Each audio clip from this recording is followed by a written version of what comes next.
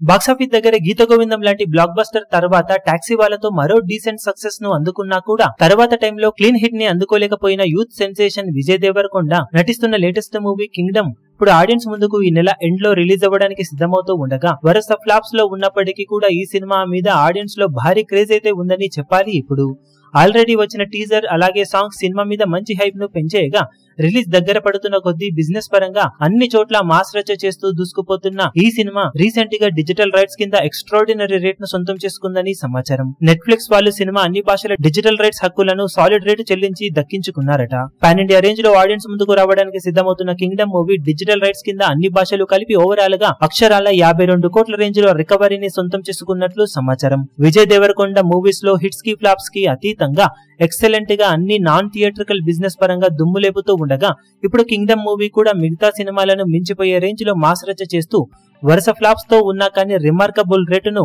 Digital rights కింద దక్కించుకుంది. ఇక బాక్సాఫీస్ దగ్గర ఈ నెల 31న రిలీజ్ కాబోతున్న కింగ్డమ్ మూవీతో విజయ్ దేవరకొండ ఎలాంటి కలెక్షన్ల ర్యాంపేజ్ ను చూపించి కంబ్యాక్ ను స్ట్రాంగ్ గా సొంతం చేసుకోగలుగుతాడో చూడాలి. ఇప్పుడు ఈ వీడియో మీకు నచ్చినట్లయితే లైక్ చేయండి, షేర్ చేయండి, ఛానల్ ను సబ్స్క్రైబ్ చేయడం మాత్రం మరవకండి. ఏ చిన్న అప్డేట్ ను మిస్ అవ్వకూడదు అనుకుంటే బెల్ ఐకాన్ ను ప్రెస్ చేయండి.